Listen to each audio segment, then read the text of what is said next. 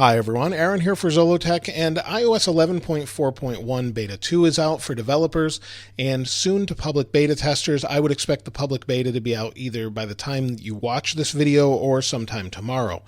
Now this one came in at 294.9 megabytes. Let's take a look at the build number. Now the build on this one is 15G5063B, and I just update you with that to give you an idea of reference as far as what build we're on, that we're on iOS 11.4.1.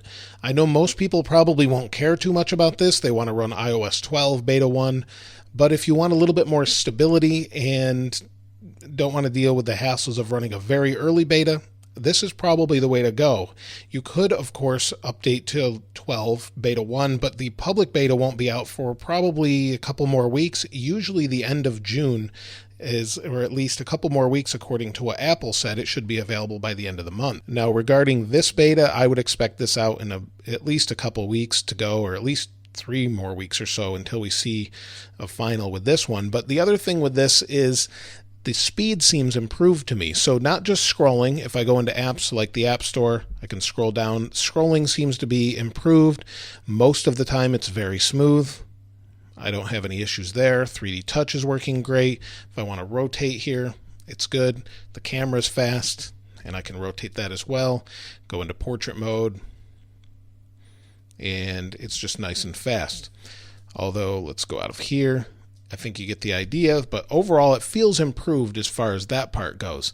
Now, as far as the speed, according to benchmarks, I did run one of those, so let's go into Geekbench. We'll go to this one, and you'll see this is the most recent benchmark at 4,232 for single core, 10,373 for multi-core. Now, if we look at the history, it's very similar. You'll see here, it's basically on par and getting a little bit faster each time on the multi-core. So that's an improvement, and like I said, it feels a little bit faster. Whether or not it will be more efficient battery-wise than iOS 11.4 users are experiencing is hard to say at this point, but I'll let you know what I find in a follow-up update. Now, other than that, I'm pretty happy with it, and it's running on my 8 Plus very nicely.